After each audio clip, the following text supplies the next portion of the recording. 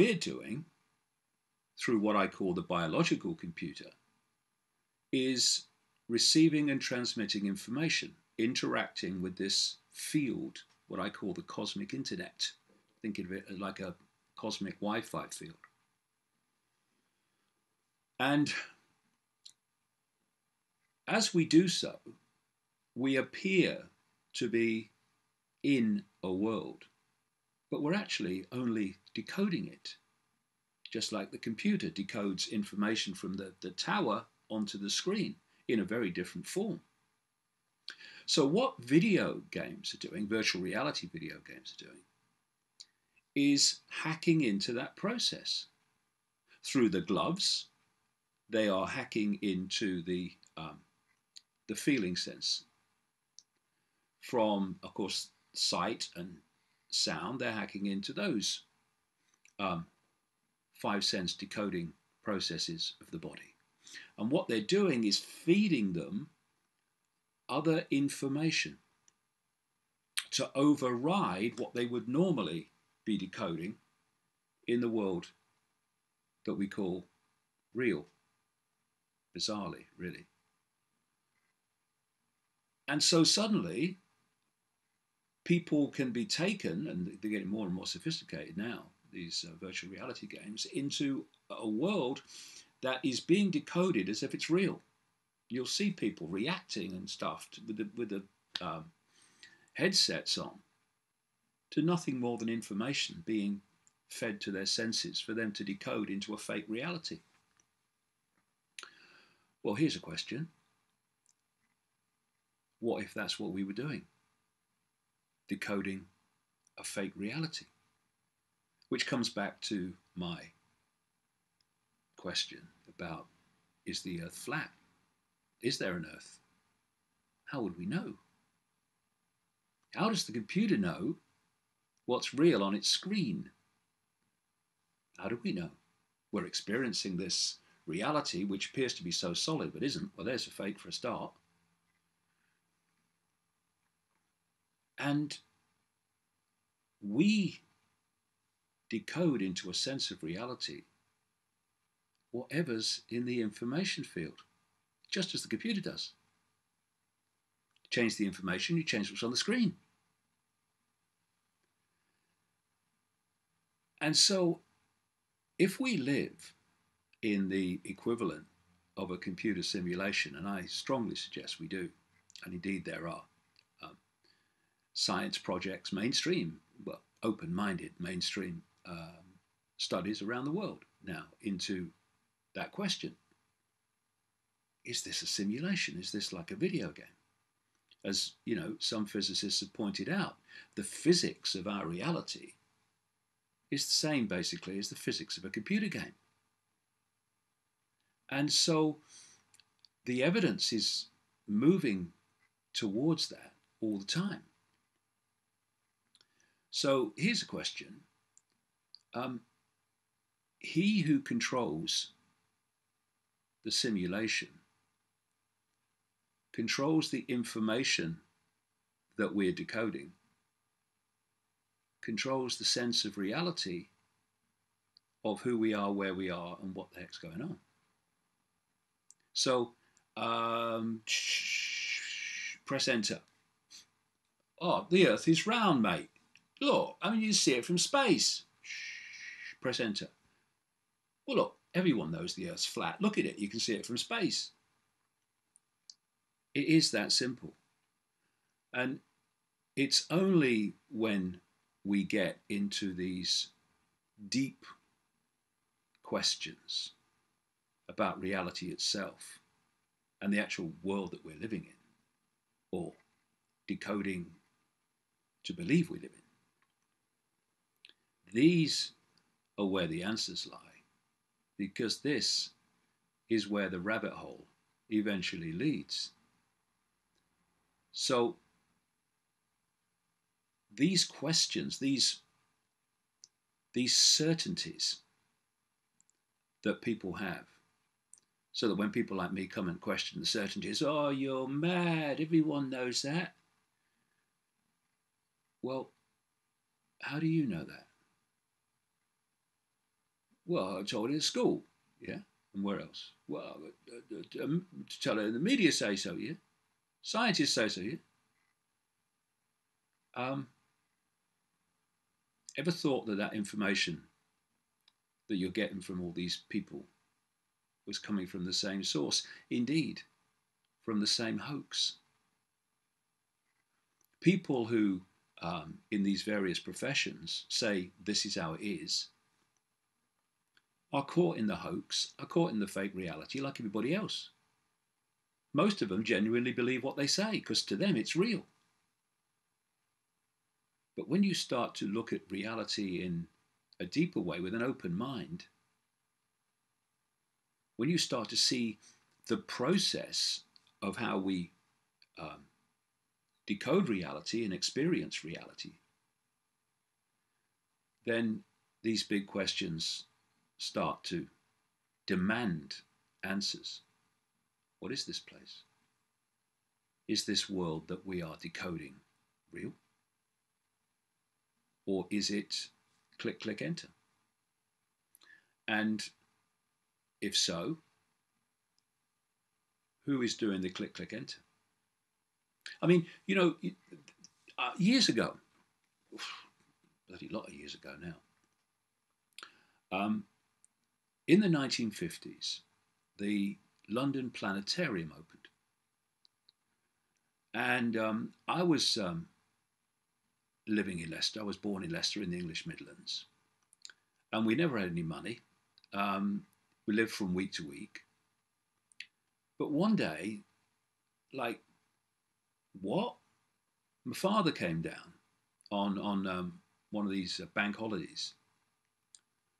Came down the stairs and he announced that we were going to London. What? This would have been about late 50s. So I'd have been 6, 7. And so it was great. Went on a steam train, loved it. Gets to London, never been to London before. And my father announces we're going to the London Planetarium. I didn't even know what it was. And my father had absolutely no interest in astronomy, never mentioned it, never talked about it, but now we're going to the London Planetarium. And where I'm going with this is this. I went in the middle of the day, little kid, sat down, lights went off, and suddenly the night sky was above me, looking to me every bit like the night sky. And something struck me that day. He was a little kid. And I've always kept this in my mind ever since. Is this real or is this just a movie, basically? And talking of the night sky, we look and we see these stars, and they're thousands, millions, billions of light years, all these fantastic distances that they talk about away from us. And yet, they only exist in the form that we appear to see them when the brain, just a few cubic centimeters of the brain, decode that information into the perceived reality. Because there is no time and there actually is no space. It's all an illusion. We have a conservative government led by a prime minister called David Cameron, and they are supposed to be on the right of the political spectrum, but actually right and left and centre have all been fused over the decades into a little postage stamp called the political consensus. And basically, they're all to the right. And what Jeremy Corbyn has done is run for the Labour leadership, the opposition party in Britain, or one of them. And he, I think by his own admission, didn't really expect to win, but he wanted to have a debate about the future of the Labour Party for this very reason I've just mentioned. The Labour Party was created as the Workers' Party back in the early days of the 20th century. And it was supposed to represent the interests of the working masses that were being crushed by the owners of everything in the days when, well, we're almost back to them, or are back to them now, but in the days when everything virtually was privatized. It's like I say, deja vu. And over the decades of the 20th century and up to present day, this original brief, this original statement of intent by the Labour Party of representing the interests of the working masses has been diluted and diluted and diluted, and basically was erased in the period of Tony Blair, when he was Prime Minister representing the Labour Party under the title New Labour. And New Labour is code for no Labour. And so this fusion took place. And then we had this Liberal Party that became the Liberal Democrats, and they were, before the last election, in coalition government with the right-wing Conservative Party. And so everyone has got onto this postage stamp. And so when you vote in an election for the Conservative Party, the Liberal Democrats, or the Labour Party, you're basically voting for the same bloody thing. So what Jeremy Corbyn has done has come in and started to speak in support of the mission that the Labour Party set out with, to represent the workers as opposed to the owners of capital and the owners of the system. What has happened, however, is that instead of just entering the debate, he's now the favourite to win. And a lot of the questions are, is Jeremy Corbyn the kind of saviour? Is he going to turn the country around to a more fair and just society? Well, yes and no. And I'll explain what I mean by that. The no is the big one, because there has to be a fundamental re-evaluation of everything before any true change and transformation can take place. But is Jeremy Corbyn saying some things that need saying? Yes. And this is the point.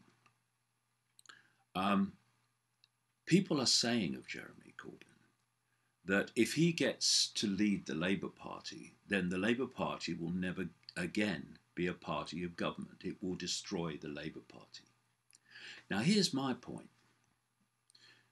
And it is, what is the point of getting into government if all you're going to do is what basically the party you replaced in government was doing?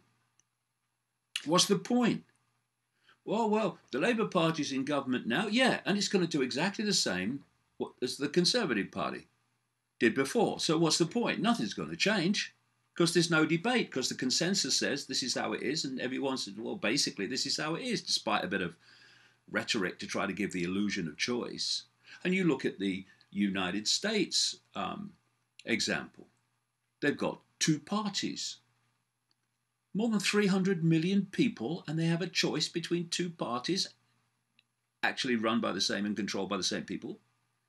And so we see, oh, right wing George Bush, boy George Bush, oh yeah, he's terrible, and we're going to get rid of him, and we're going to bring Obama in. He's left wing, he's Democrat, he's different. No, he's not, as we've seen from what's unfolded. It's just been the continuation of the same thing.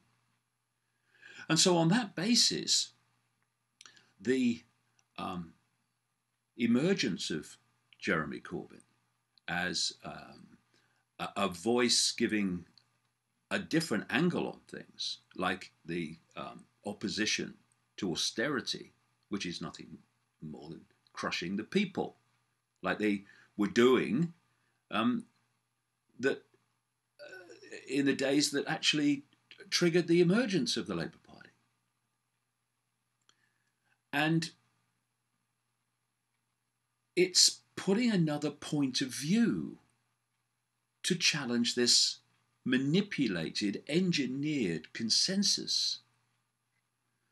And while I don't agree with lots of what he says, I think it's great that he's actually there coming from a different angle within the same system. Yes, that's the problem I have with it. But it's coming from another angle, and it's giving some kind of voice to those the system and the political consensus is crushing. And so if he never got into government, well, how is that going to be any different in the outcome for the people, the population, to a Labour leader coming in with the credibility to be Prime Minister, becoming Prime Minister, and then doing the same as the party he replaced? Let's at least have some kind of debate. Let's have some kind of challenge to this consensus which is destroying the lives of so many people. So I'm going to go through, I've not spoken to Jeremy Corbyn, but I'm going on the policies as reported in many and various papers and publications, and like the BBC website and all that stuff. And that's another point. When war criminals like Tony Blair and his cronies that took us into the Iraq war and slaughter on a blatant lie, when the spinners who span that story to claim weapons of mass destruction when they weren't there, when the media, when the sycophants in the party, the self-serving, system-serving sycophants in the Labour Party are all against you, as they are in the case of Corbyn, then you must have something to say, in my view. Because when people like Peter Mandelson, the Svengali spinner of the Blair years, when Peter Mandelson's against you, when Tony Blair's against you, when the mainstream media as a whole is against you, then you know you're on the right side, or at least you're not on the wrong one.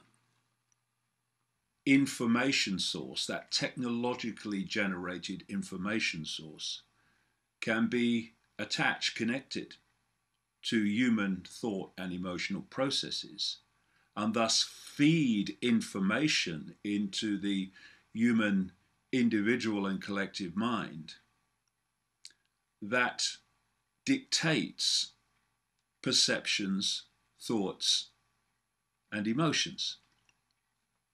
Now, I know at first hearing, people will find that fantastic and ridiculous and, what else is on. But it's true.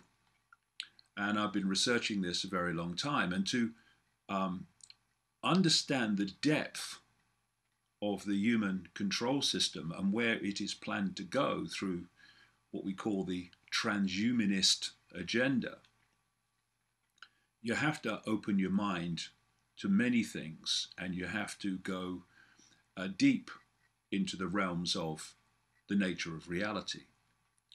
And this week I've had a long email from a gentleman called Dante Kalidas. And what he's saying here is that he has personal experience, personal knowledge of the sort of thing I'm talking about, although he gives it a different name.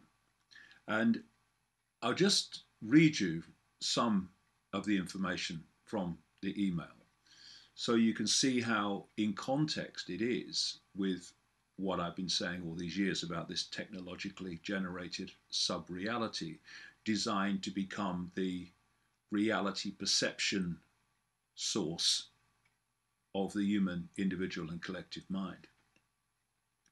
He says that he's already tried to get this out through the alternative media, but no one has touched it.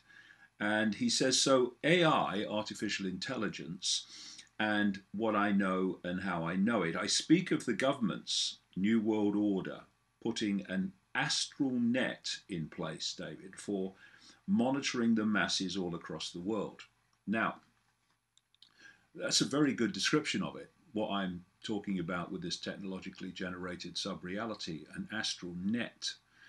Because for those who haven't come across the term astral, it is a term for a level of energetic reality that is beyond human sight, which is not saying much because, as I've pointed out many times, if you take what mainstream science says about the reality that we can actually visually experience, then the electromagnetic spectrum is 0.005%, some say a bit more but not much, of what mainstream science says exists in the entirety of what we call existence. Actually, it's far bigger than that.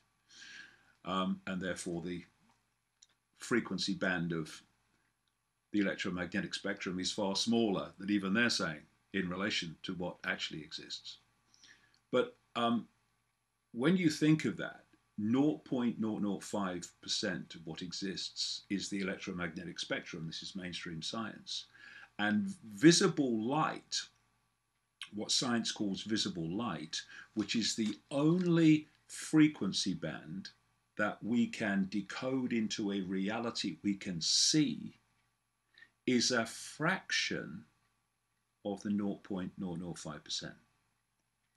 Now, when you consider those almost laughable statistics in relation to what we can perceive, then you can see that almost everything that exists in existence we can't see. But there are other levels which technology can pick up that are also affecting our perceptions of reality and our thoughts and emotions. Because, okay, I'm thinking now, okay? You can see the outward expression of those thoughts in my opinions. But what about the activity of thought? I'm thinking now. So, can you see what I'm thinking? No. Because that activity, that energetic activity, that electrical activity, is taking place on another level beyond human sight, where almost everything goes on. So this astral level is another level of reality that is beyond what we call the physical world. But because as I went into last week, the body is a holographic projection, like the whole of this reality we're experiencing, of energetic fields. It's at the energetic field level beyond human sight. Some people call it the auric field, but that's just one level of it. It's at that level that you can access the thought and emotional processes, which then become human perception and behavior. And this astral level is part of that energetic field beyond human sight. And so, through that astral level, you can access, on an energetic level, the human thought and emotional processes, and you can feed into those thought and emotional processes those thoughts and emotional responses that you choose. And if you do that, you are dictating the thoughts, perceptions, and emotions of either the individual you're targeting or a whole race of people, the whole human race, eventually. And thus you are controlling everyone and everything through that means. So this email goes on about the astral net. Think Minority Report, says the film, and you start to get the picture. Of course, the film is very off, as this will involve remote neuro monitoring and artificial intelligence, which is already used in conjunction with remote neural monitoring, or RNM. To begin with, what is commonly known as remote neural monitoring involves artificial intelligence.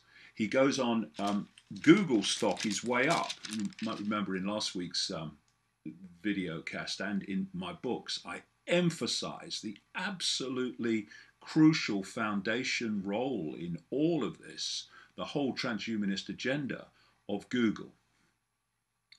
Google stock, he says, is way up because anyone on the inside knows that they are developing artificial intelligence and it is the future.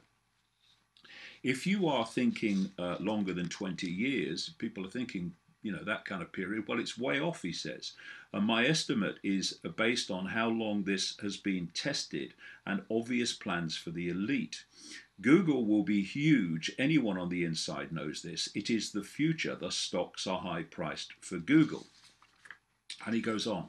There are thousands upon thousands of people dealing with remote neural monitoring across the world, thus an international agreement and conspiracy. Then we ask why. It is about mapping people's brainwaves, all of their thoughts and thinkings and feelings, a myriad of things here. It is all being collected by agents and agencies across the world. And with this technology and going into a central database, for what purpose? The fact that all peoples across the spectrum are being attacked and affected with this technology points to a collection of a wide spectrum of information in regards to thoughts and feelings of people, and all across the board and all across the world. They are collecting all possible thoughts and feelings, cataloguing these, and each of these has a numeric print number, which with this technology can be used for duplicating said feelings and thoughts. The numeric value given to these are identity prints for reduplicating with this technology and for knowing what is being viewed in the first place. And behind all of it, artificial intelligence does all of the organizing and work in regards to identifying what is being thought and felt. So in the simplest terms, you download thoughts and feelings, all of which have a particular frequency, and then you feed those frequencies back to the population, thus stimulating those same thoughts and emotions, and thus dictating the behavior and perceptions of the population. Because, as I have outlined in the books and did so in the video cast last week, that we are living in a holographic simulation, a holographic version of a, if you like, computer simulation, computer game, interactive, then these computer terms become very, very relevant to what is going on and how it's being done. Labels obscure unity.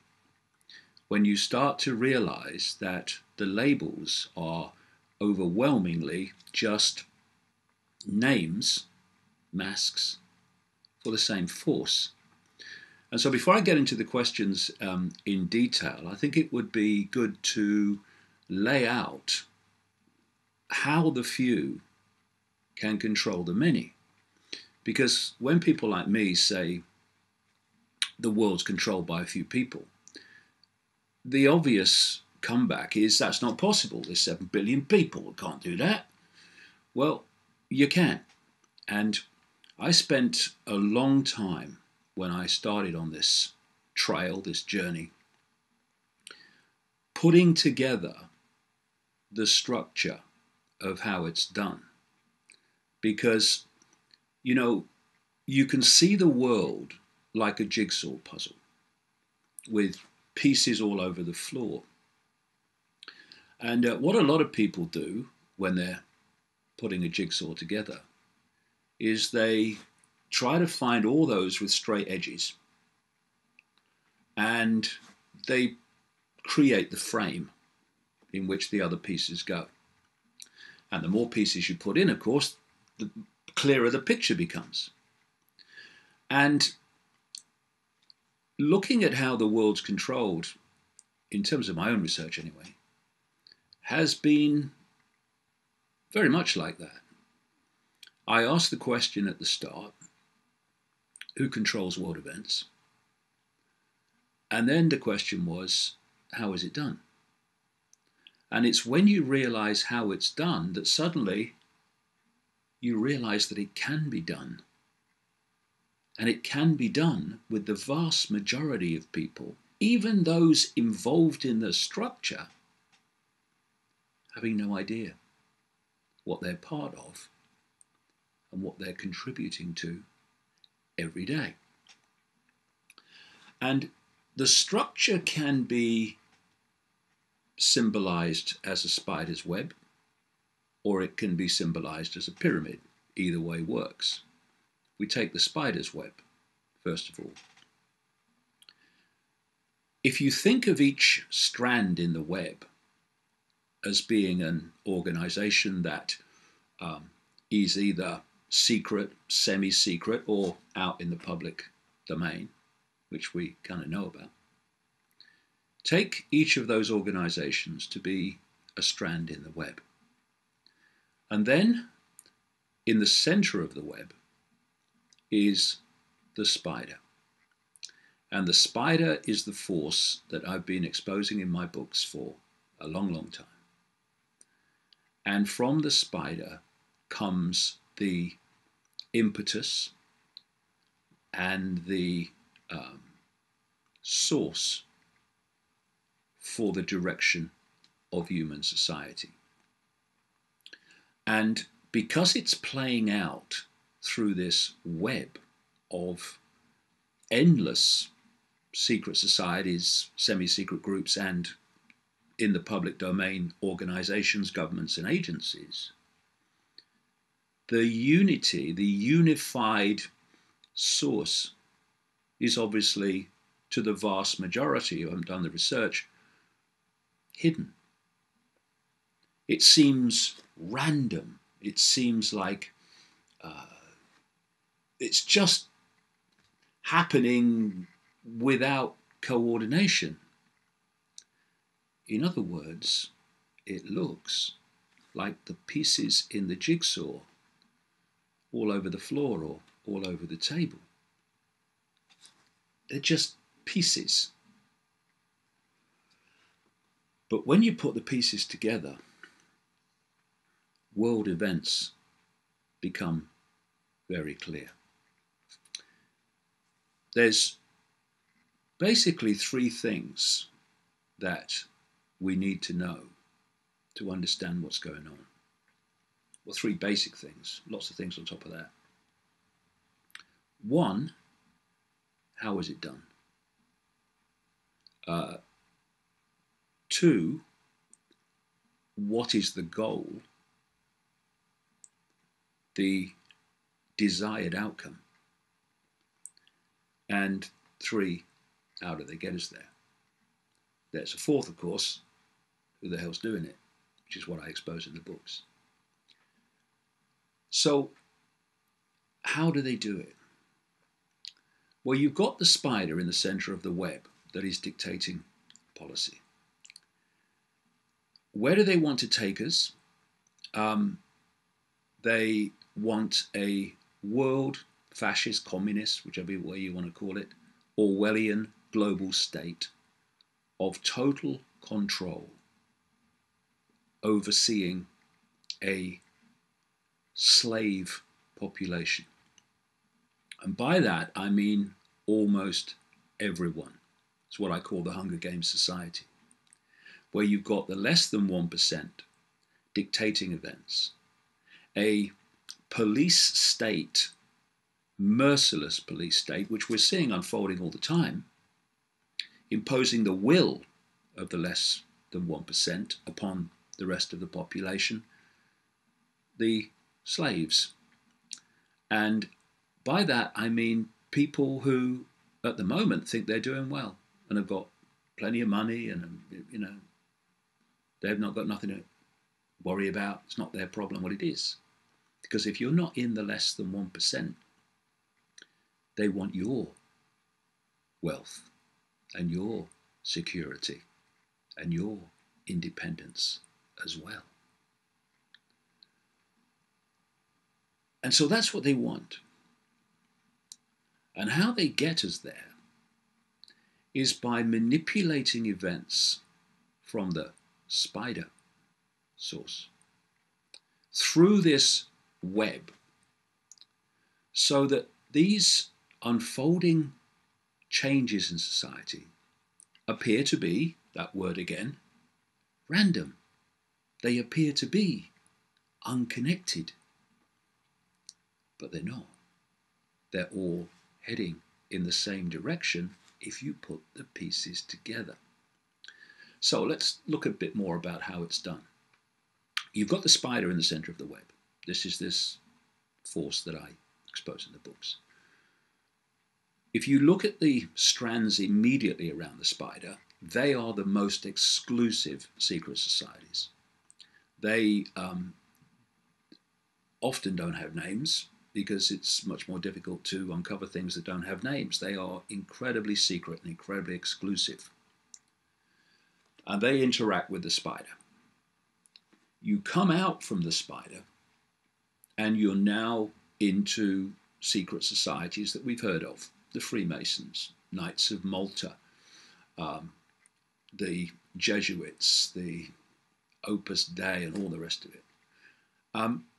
But they too are compartmentalized structures where, as with the structure as a whole, only those deep in the shadows actually know what those secret societies are really about. Most of the membership do not. That's not the case with the exclusive ones. They all bloody know. But I mean the ones that we see. So when they say it's the Freemasons, it's not the Freemasons. It is those controlling the Freemasons, using the Freemasons and its networks as a vehicle, with the vast majority of Freemasons completely unaware. Not saying they don't do some unpleasant things in their secrecy, but completely unaware of the big picture and what's really working through their networks.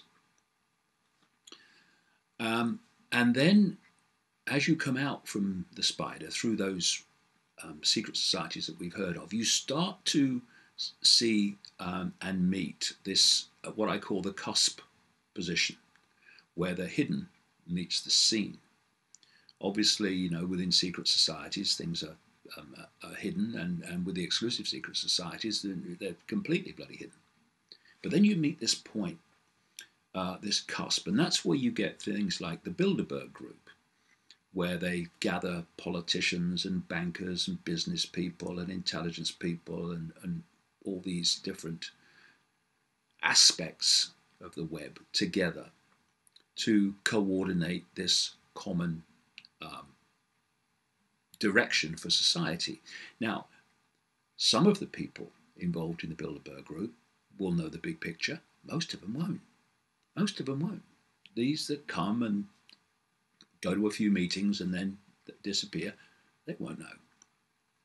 And from that cusp where the hidden meets the seen of the Bilderberg Group, the Council on Foreign Relations, the Trilateral Commission, these sorts of organizations which are all connected, you then go into the scene. You're now into corporations, you're into governments, you're into government agencies, you're into the military, the Pentagon, you're into the intelligence networks, the NSA, GCHQ in Britain, and all these.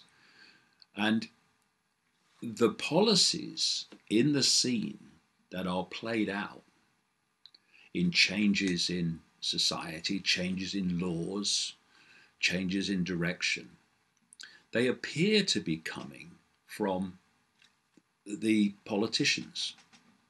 But where it all started was back with the spider. And among these organizations in the scene are religions. There's one or two questions about this week. And religions are there to limit people, to limit their sense of self and sense of the world, to give their power away. Because when the few are controlling the many, the few can only control the many if the many give the power to the few. And there are many and various ways in which humanity is manipulated to give its power away. And religion is a classic. Everything you need to know is between these two covers. And how God wants you to live, what it wants you to know, what he wants you to know, it's always he, what you should be supporting, what you should be doing, what you shouldn't be doing, is all there for you in the words of some guy in a frock who is telling you what God wants. And it doesn't matter if it's a priest, a rabbi, a bishop, imam, they're all the bloody same. They're in that pivotal position between the perceived God, the source of worship, and the congregation. So when I say that this whole conspiracy is, in the title of my last book, a perception deception, that is what it is. Because the few cannot control the many physically. Well, not yet anyway. There's too many. They have to get the population to behave in the desired fashion so this Orwellian global nightmare can play out to its outcome. And how do you get people to behave a certain way? You get them to perceive a certain way. You get them to believe a certain way. And then their behavior comes from that. I mean, why do people behave in the way they do? Because they are playing out in behavior their perceptions of a situation, of a world, of a self. So it's a perception deception, and religions are wonderful vehicles for programming and limiting perception. This is produced, Roundup, by a wonderful company. A company that has a history of putting humanity's best interests first, and the health of humanity first. And it goes under the name of Monsanto. And Roundup, glyphosate, is being used almost everywhere to kill weeds and to be used on crops, especially genetically modified crops for reasons I'll come to. And it's been found in urine, in breast milk, in drinking water, in rivers. It's everywhere.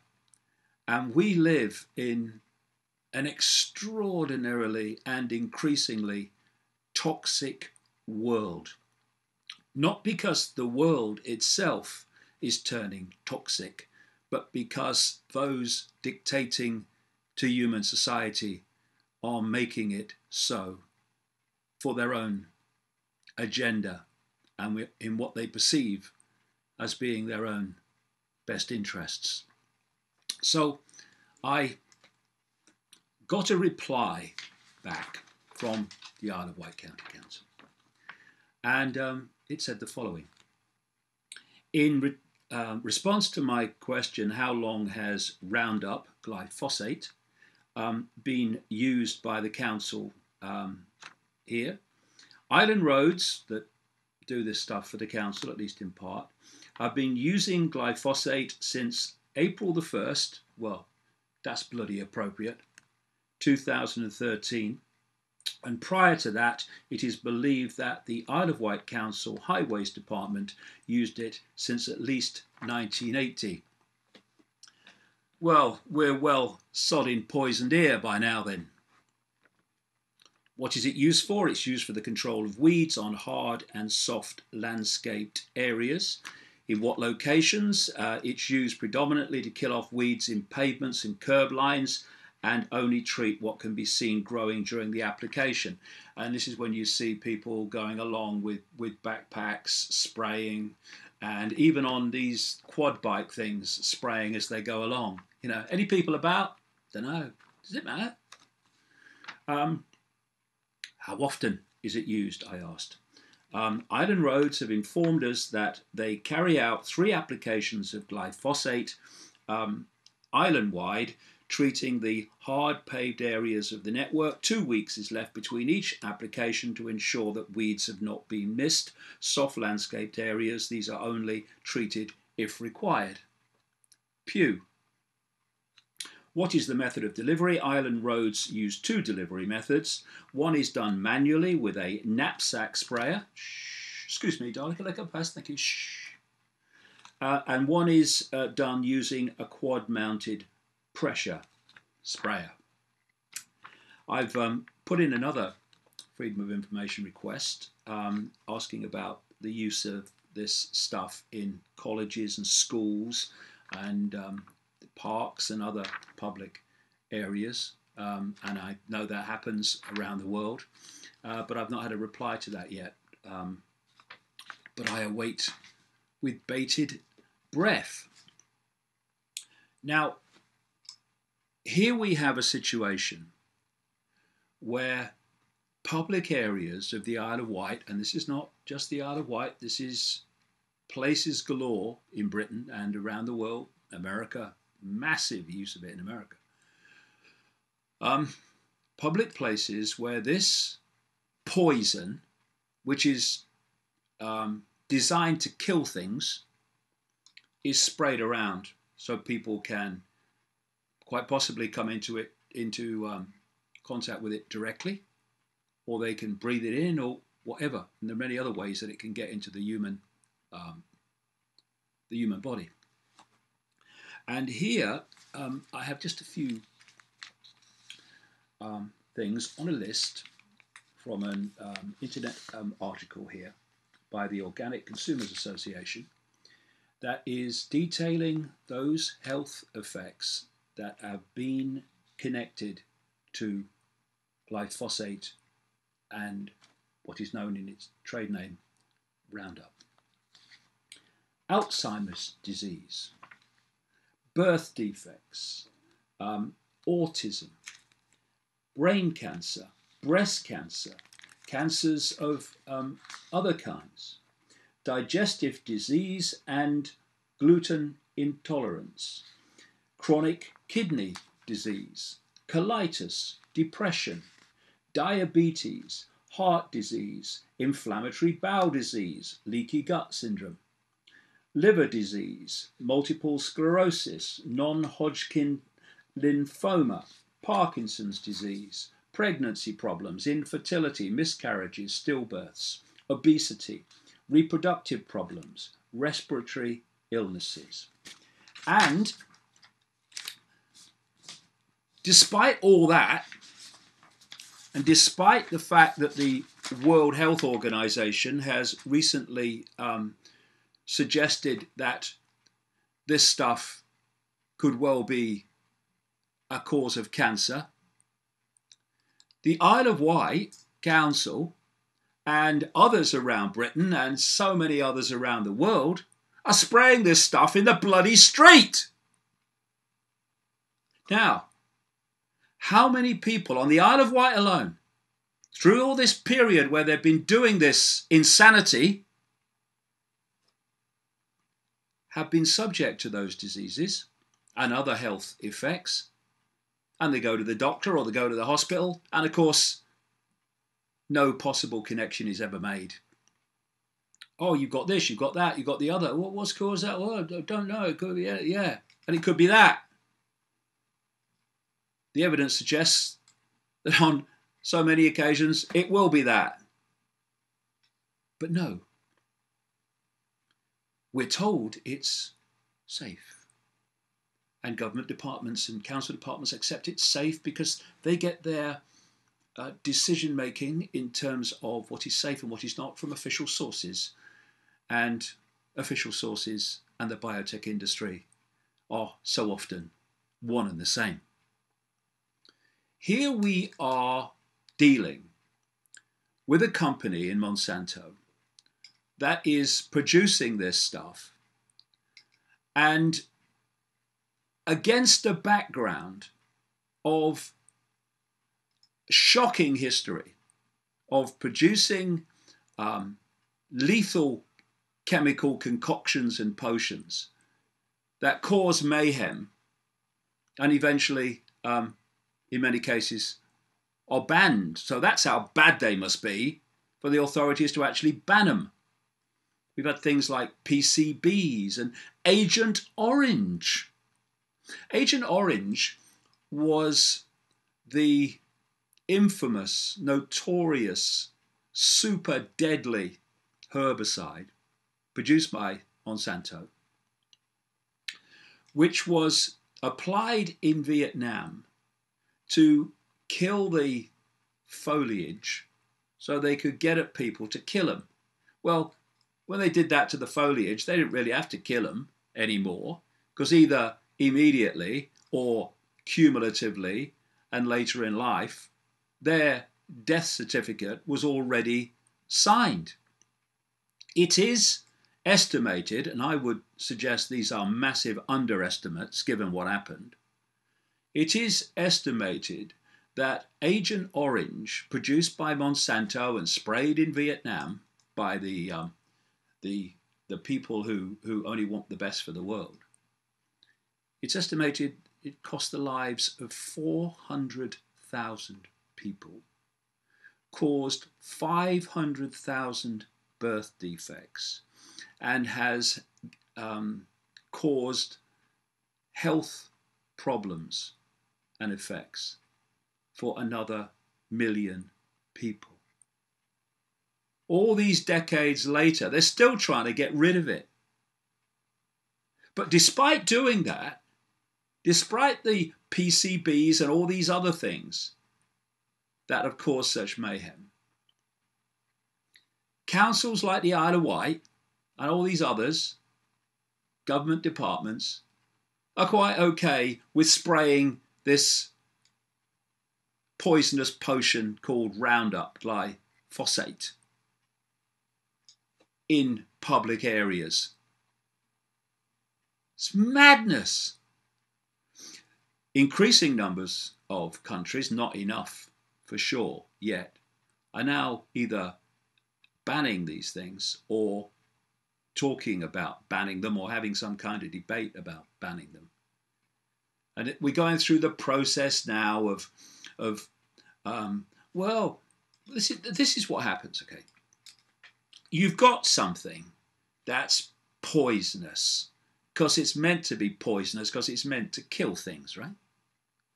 And then you start getting health effects from people that seem to be connected to this poison. Well, it's a poison, right?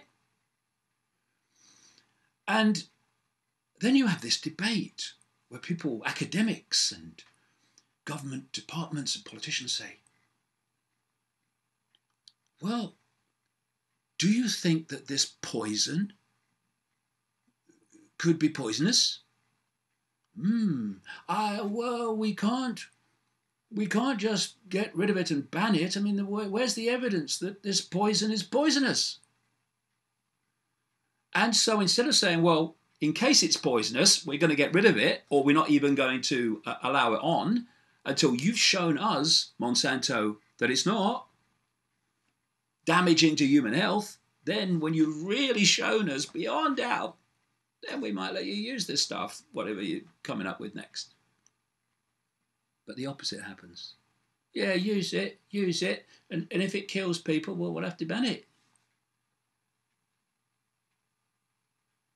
Madness beyond measure.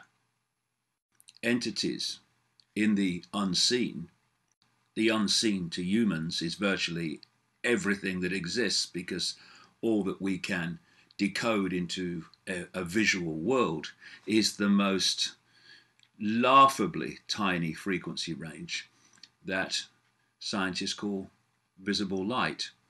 So the idea that what can exist can only exist within visible light or the world that we're aware of is utterly ludicrous. All that exists virtually happens outside of our frequency range. And therefore, it is possible for entities, energies, awareness, whatever people want to call it, to attach to humans in the unseen and manipulate their mental and emotional processes, dictate their behavior. And like I say, this has been talked about by ancient cultures right across the world, by the shaman, and even the Roman Catholic Church has designated exorcists to remove what they call demons. And around the world, these entities have been given different names, but how they're described and how they manipulate, how they possess, is incredibly common. And the themes are incredibly common, the descriptions common.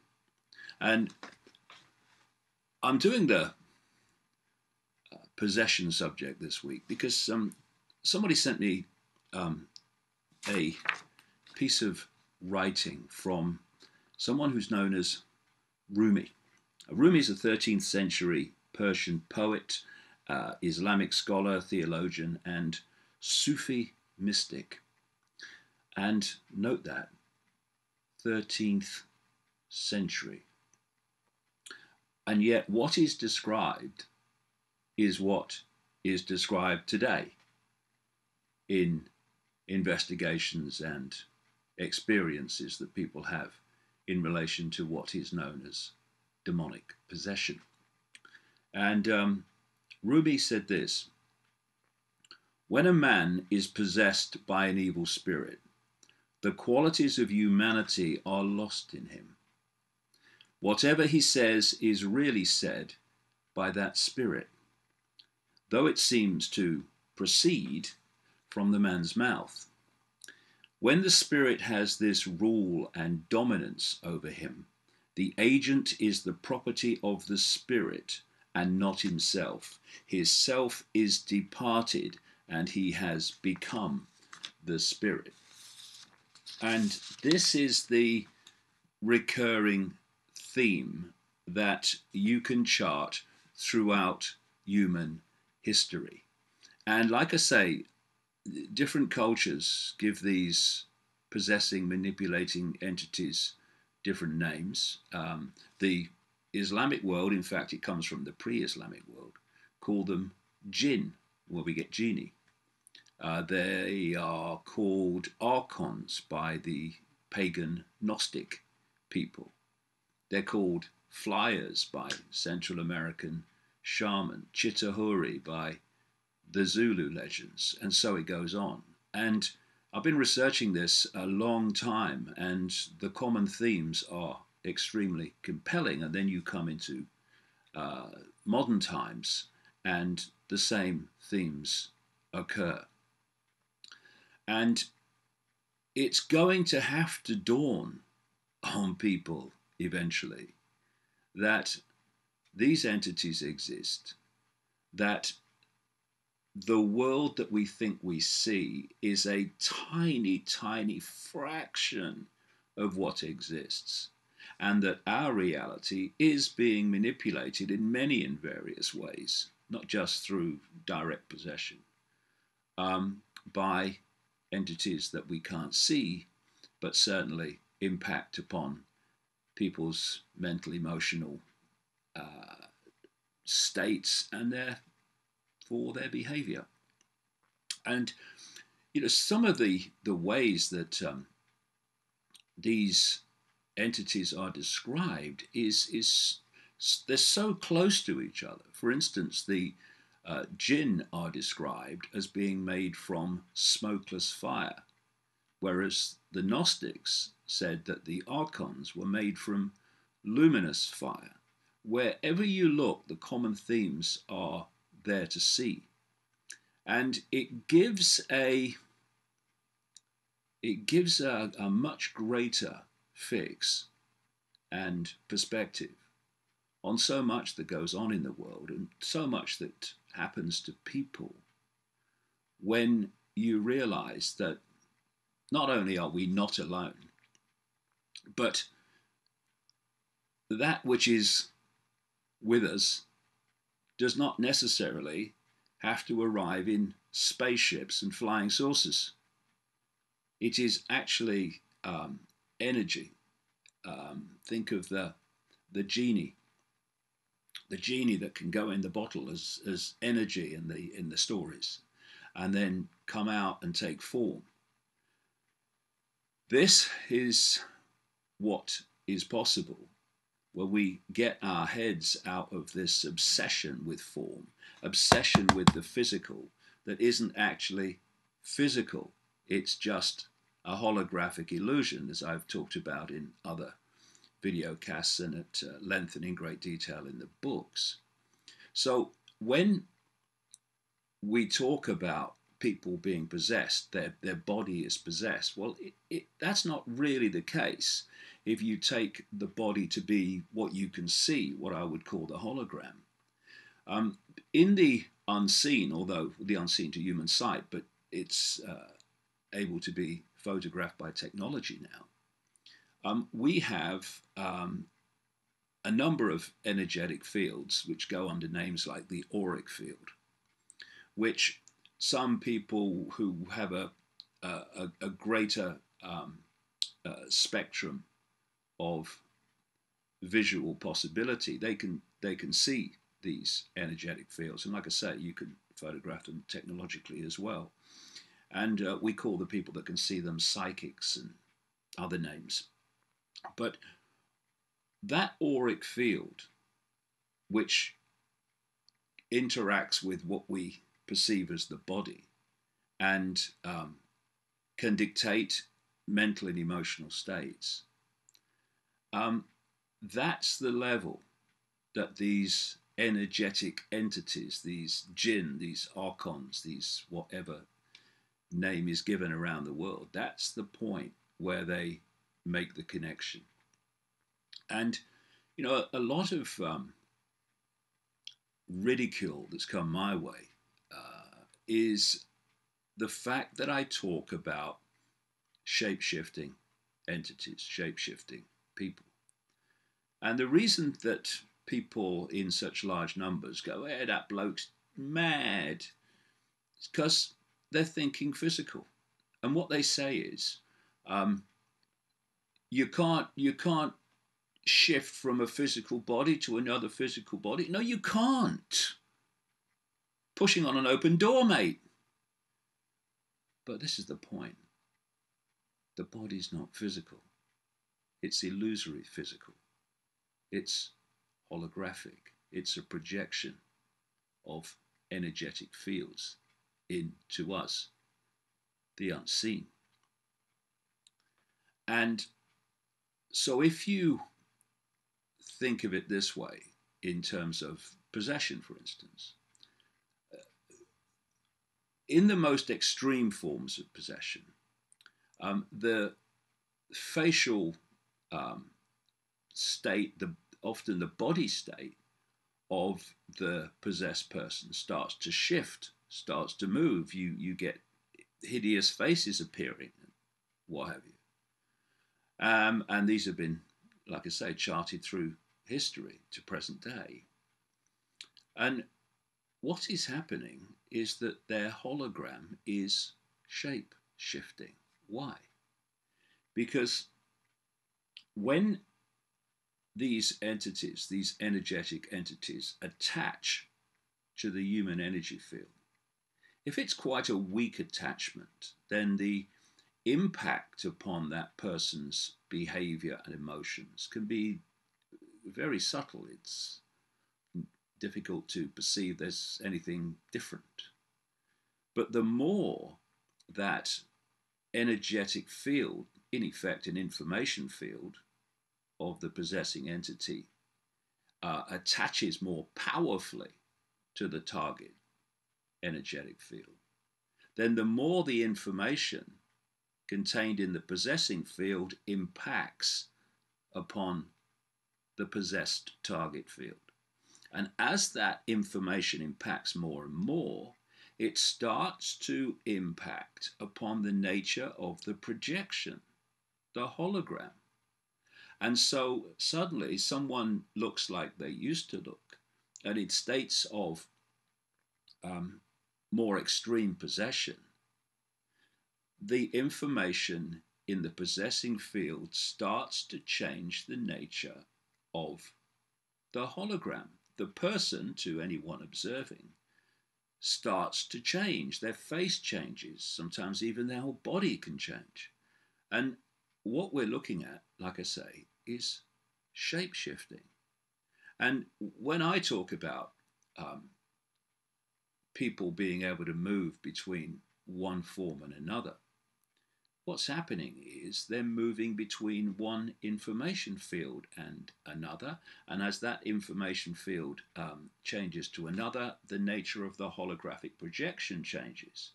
And to the observer, it appears that a physical body has changed to another type of physical body. It hasn't, because there is no physical body. An information shift has taken place, which means that the projection, the hologram, changes its nature in relation to the information. A piece of land occupied, at least in 2013, be less now, by 22 million people.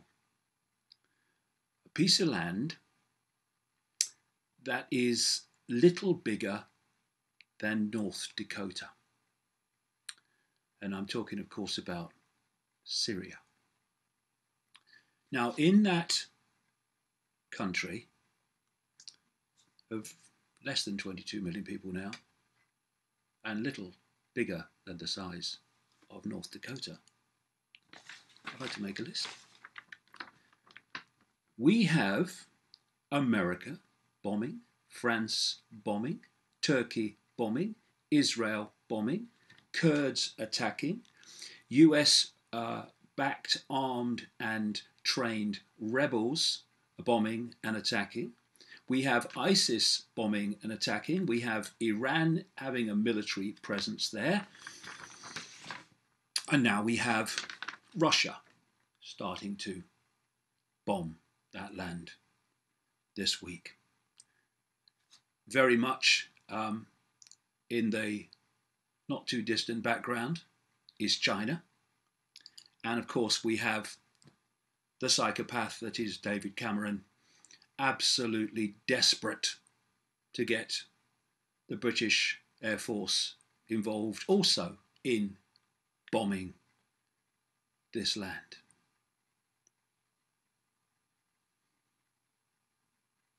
If anyone ever needed confirmation, and of course we don't, that we live in a lunatic asylum, then the events of Syria are the confirmation. Does anyone really think that all this is going on? All these countries involved, all this bombing, all this death, destruction, suffering, and refugee creation is happening because the West morally feels that President Assad is a tyrant oppressing his people, and therefore the opposition to him in the country must be supported. Does anyone really believe that? The idea that the United States and Britain alone have any interest whatsoever in the oppression of people, when the British Empire and the American Empire, that is but not named,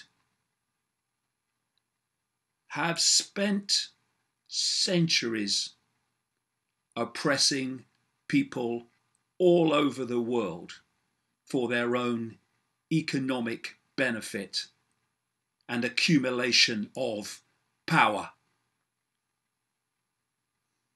They could not give a damn about what is happening in Syria in terms of oppression of the people or whatever else they claim. We have a situation where one of the greatest oppressors of humanity on the planet, Saudi Arabia, which executes someone on average about every 2 days at the moment, is part of the coalition to stop oppression in Syria.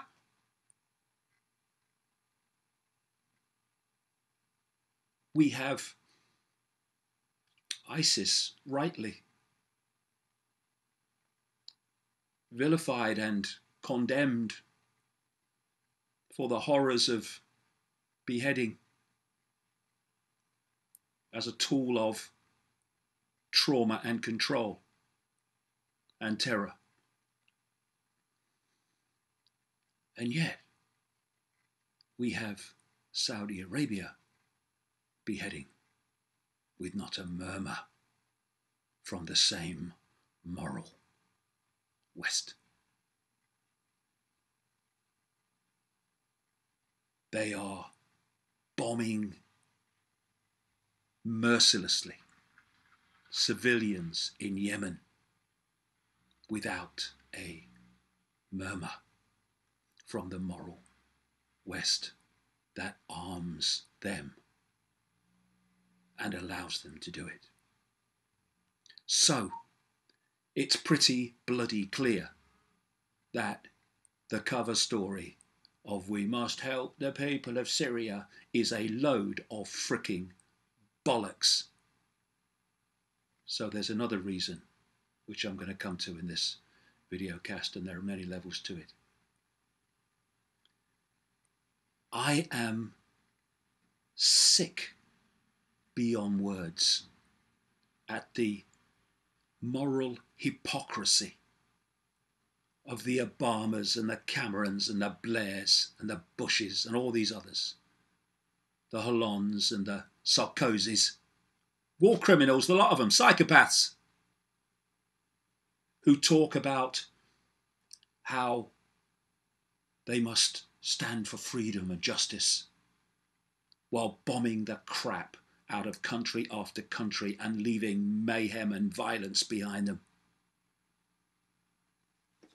We have a moral United States that has held a British citizen, Shaka Ama, in Guantanamo Bay for 13 years without charge or trial, an innocent man taken from his family and his children, a man denied seeing his children grow up, has a child he's not even seen because he was born after he was taken into captivity by these psychopaths. We have children, his children, who've been denied a father in their childhood by a nation, a government representing a nation, more like it, and even more so, a hidden hand behind governments, whichever the complexion, that are driving this horrific treatment of people. We have an American administration, under whatever colour, that can do that to a human being and still claim the moral high ground. So we have the next stage this week of the Syrian crisis, and that is the introduction of Russia as a bomber. Must have more bombs. Cameron must come in and have more bombs, because bombs sort everything, don't they? And it's a very, very dangerous situation on a much bigger level, as I'll come to in this video cast.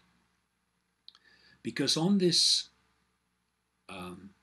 piece of land called Syria, we now have lining up Russia with China in the background, but not far in the background, like I say, and Iran against the American, British, French-led West, with Israel, the elephant in the living room, behind them. And obviously, President Putin has gone in there to protect the Assad government. Not just to do that, but to protect Russian military and naval interests in Syria from the gathering chaos, upheaval, and takeover. And when the first strikes, anyway, were against what people are not calling ISIS, but opponents of the Assad government, well, that all makes sense, because Russia well know, and it's becoming more and more accepted, the initial trigger that brought about this whole catastrophe was through American trained, armed and funded rebels, many of which had just been shipped over from doing the same in Libya. And so what we have now, in effect, is a emerging proxy war on that land between definitely Russia, supported by China and Iran, who are attacking American backed rebels. And I love them. I love them. They call them moderates. There is no moderation in what any of them are doing in Syria. And it could go any way. But I am going to talk later about something that was predicted a long time ago, which current events are absolutely mirroring decades later. Greece and the Greek financial collapse, and it looks, at the time I'm recording this anyway, as if the Greek government has blinked and is going to suggest that austerity measures imposed by the creditors are accepted and introduced, or at least significant amounts of those austerity measures anyway. And it's not really a surprise, because countries now are, especially those in the single currency like the euro, are under the complete control, virtually, of those that control that currency and control whether that country or that country has enough of the currency available to exchange, to cause and create economic activity. And so, as was pointed out by some of us from the start, once you ditch your own currency and go to a multiple single currency with others, whoever controls that currency controls you. As members of the Rothschild family have said over the years, give me control of a nation's currency, and I care not who makes the laws, the rules. Well, give me control of a currency for virtually the whole of the European Union, and I'll control the European Union no matter who makes the rules.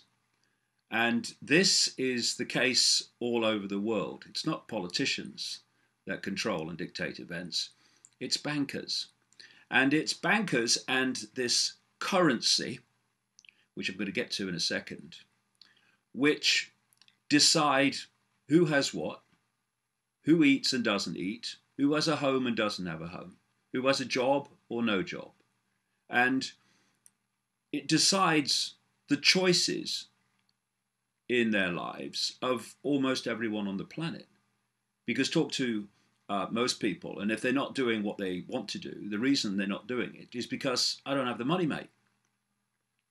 So money has been created not for its useful purpose of being a unit of exchange to overcome the limitations of barter, but as a form of not only control, but to acquire, hijack, and take over the wealth of the planet, and through that, humanity in general.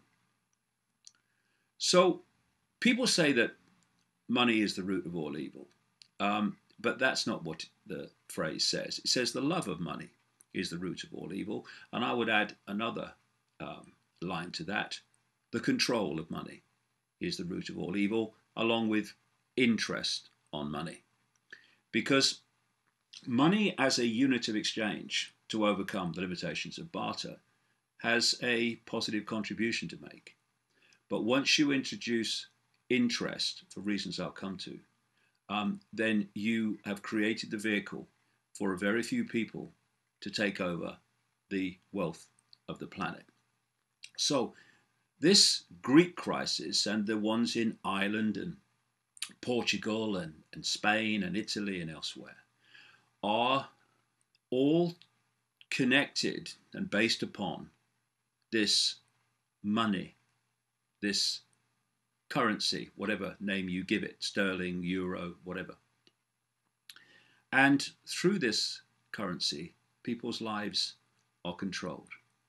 Those that have it compare with those who don't have it. So, what is this money that has such fundamental power over people's lives? Well, we have a phrase, certainly this part of the world, I don't know how further it goes, called funny money. And this is the definition of funny money: currency or money that is counterfeit or worthless, or whose value is otherwise illusory. Okay, that's funny money. So what is this money that controls our lives and is dictating austerity in Greece and elsewhere? People that control it, anyway, are imposing that austerity. Well, it's officially called fiat money. And this is a definition of fiat money: paper money or coins of little or no intrinsic value in themselves, and not convertible into gold or silver, but made legal tender by fiat order of the government. So this money that dictates and controls people's lives to such a fine detail extent has no intrinsic value and is only able to be exchanged for goods and services because the government says, or in this case the European Union, the European Central Bank in terms of the euro, say it has value. The term fiat comes from the Latin meaning of "let it be done, it shall be." And this nicely describes the process of money with no value being exchanged for goods and services only because of the perception that it has value. And this is a definition of fiat money from the Investopedia website. It's a currency that a government has declared to be legal tender, but is not backed by a physical commodity. The value of fiat money is derived from the relationship between supply and demand, rather than the value of the material that the money is made of. Historically, most currencies were based on physical commodities such as gold or silver, but fiat money is based solely on faith. Exactly. And once it's based on faith, it's a manipulator's party trick, because all you have to do is put out a rumor that some currency is or country is in trouble, and the value of the currency drops. Or you take your massive amounts of money, investments, out of a country, which makes the perception of the financial stability of that country change to one of doubt, and suddenly the value of the financial structure of that country goes down. It's a piece of cake. And the dollar, pound sterling, the euro, all of these things are fiat money, worthless in and of itself. And the definition in this article goes on: because fiat money is not linked to physical reserves, it risks becoming worthless due to hyperinflation. If people lose faith in a nation's paper currency, like the dollar bill, the money will no longer be of any value. It says most modern paper currencies are fiat currencies, have no intrinsic value, and are used solely as a means of payment. Historically, governments would mint coins out of a physical commodity such as gold or silver, or would print paper money that could be redeemed for a set amount of a physical commodity. Fiat money is inconvertible and cannot be redeemed. Fiat money rose to prominence in the 20th century, specifically after the collapse of the Bretton Woods system in 1971, when the United States ceased to allow the conversion of the dollar into gold. And as I've described in my books, that process of creating fiat, intrinsically worthless money, was all part of the manipulation to use that system to take over the wealth of the world in ways that I'm going to explain. So we have a currency in which not having enough of it causes or is justifying austerity. Having loads of it means that you can buy the real wealth of the world, the land, the property, the resources. and it's intrinsically bloody worthless. But, shocking as that may seem, it gets worse. How does this fiat, intrinsically valueless money, come into circulation? And people say, oh yeah, well, governments do it, don't they? No, no. The vast overwhelming majority of fiat currency comes into existence by private banks, as I show in the books, in the end controlled by the same people, making loans called credit. What is credit? It's money that does not exist. Never mind fiat money, it doesn't actually exist. It's a theoretical entity called credit, and it comes from something else that runs alongside fiat money called fractional reserve lending. This allows the banks to lend vastly more than they have on deposit. And, this is the key, charge interest on it. And so when you go to a bank to, borrow £50,000 or dollars or something, the bank doesn't do anything more than type into your account £50,000 or dollars. That's it. It's created it out of nothing through fractional reserve lending, which says although you've only got this on deposit, you can lend far more. How has this come about? Because, as I've been showing in the books all these years, the same people that control the banks control the governments, which pass the law that apply to banks. So, you borrow, say, £50,000, and it's been typed into your account. It's been created out of nothing. Now, you buy a car, and you give someone £10,000 for the car. That person then takes the £10,000 that's been created out of nothing through creation of credit, and they put that £10,000 in their bank. Now their bank can lend 9-10 times more, in truth, the value of the £10,000 by creating credit on the basis of that for other people. Now, you imagine on that basis how much money, credit, is created by the banks by one single loan being passed from bank to bank as people spend it, receive it, spend it, and receive it. It's extraordinary. That's one loan. And people wonder how the banks and the people controlling the financial system have taken over the world and dictate to governments and decide who eats and doesn't eat, who lives and who doesn't. Jewish people. Because there are significant numbers of Jewish people who are not Zionists, and many who vehemently oppose Zionism. There are Jewish organizations set up to do just that. Jewish people and Zionism are not necessarily the same thing, because Zionism is a political movement within Jewish people which has taken over so much of Jewish society. In fact, almost completely dominates it, to the point where the general population think that when you're talking about and challenging Zionism, you are being anti-Jewish.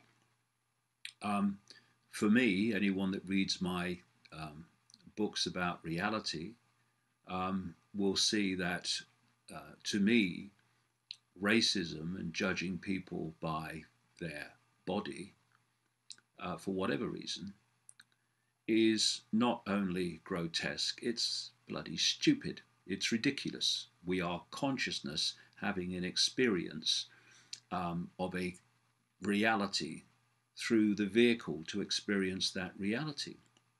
And once you start judging people by the nature of their vehicle, it's a bit like being prejudiced against a guy in a spacesuit because it's a different colour to yours and was made by a different manufacturer somewhere else in the world. Madness.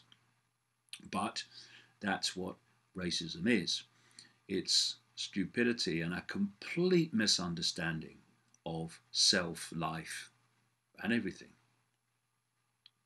And racism is not something you are born with. It's something that is developed through programmed ignorance and prejudice. I mean, you know, you put children of different colours and backgrounds together, little babies, and they'll get on fine. But you put them together as adults a few decades later, and they might not get on fine at all. In fact, they might be going to war with each other, might be prejudiced against each other. And if you are born, for instance, into a Jewish family, into a Muslim family, or into a Christian family, you are far more likely to follow the religion of Judaism or the religion of Islam or the religion of Christianity than you are if you're not born into those families. And in the same way, if you are brought up in a community that is prejudiced or a family that's prejudiced on the basis of race, then you are far more likely to be racist yourself in the same way. It's all programming, it's all reality downloading. So let's get that out of the way first of all. When I challenge international Zionism, and I do vehemently, I'm not being anti-Jewish, I'm being anti the agenda and the actions of international Zionism, which is a political movement created by the House of Rothschild. And the creation of the State of Israel was not for the benefit of Israelis and Jewish people living in Israel, it was for the benefit of an international agenda of which international Zionism is a very important part. And it's based for a start on a lie. The lie that Jewish people today have any historical connection to the land called Israel.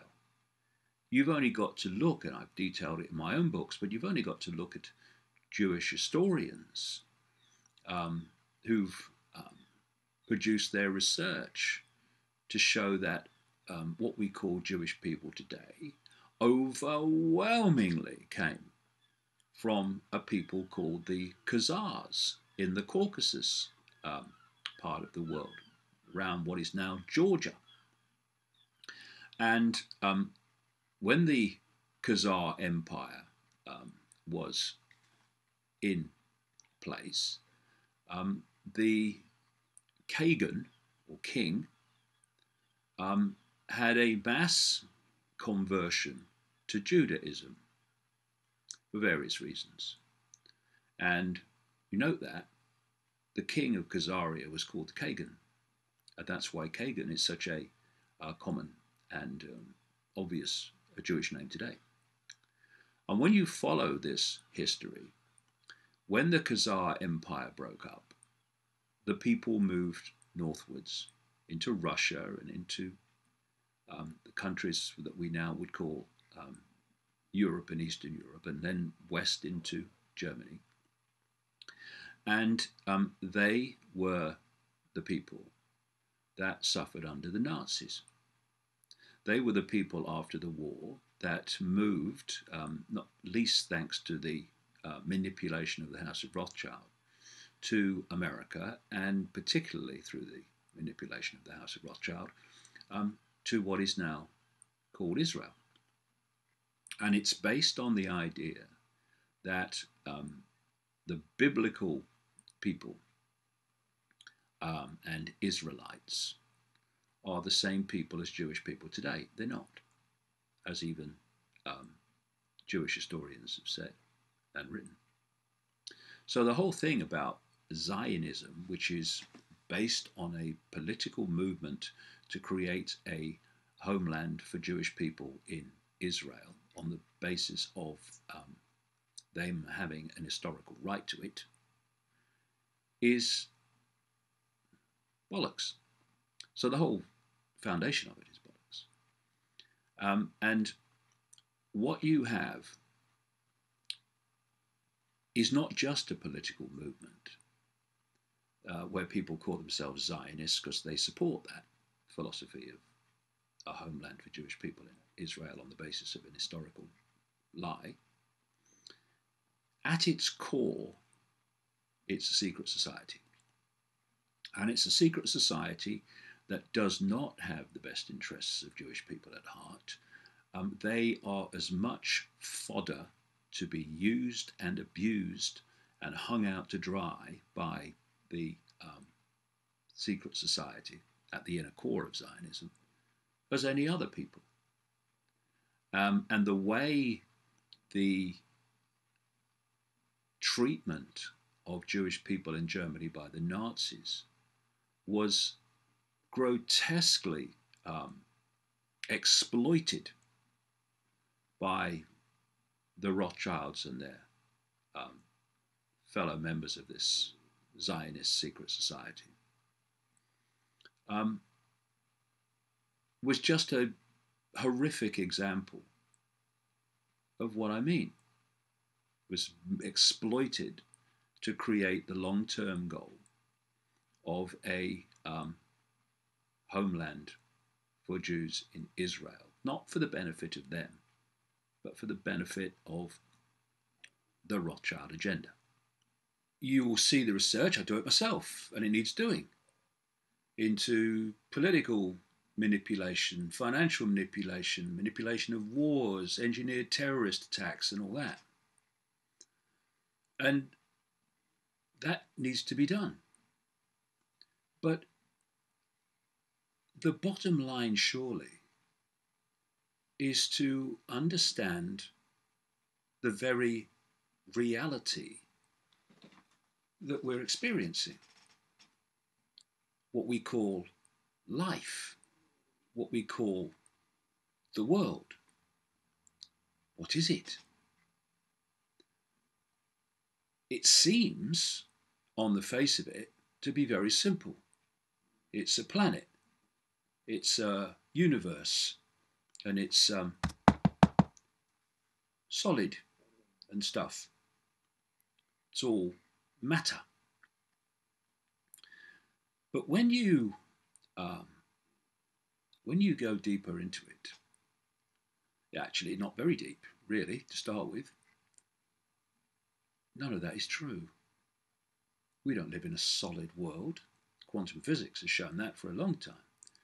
We live in an illusory world that appears to be physical, but isn't. And we are experiencing the vastly advanced version of a video game, a simulation. And when you